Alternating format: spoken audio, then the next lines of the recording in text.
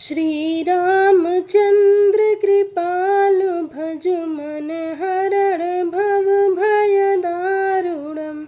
नव कंज लोचन कंज मुख कर कंज पद कंजारुणम्।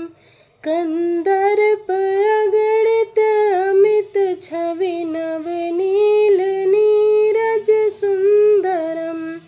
पटपीत मानहु तड़ित रुचि सुचि नौमि जनक सुतावरम्।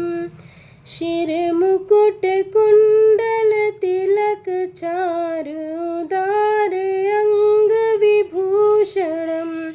आजानु भुज सर चाप धर संग्राम जित खर दूषणम्। भज दीन बंधु दिनेश दानव दैत्य वंश निकंदनम्।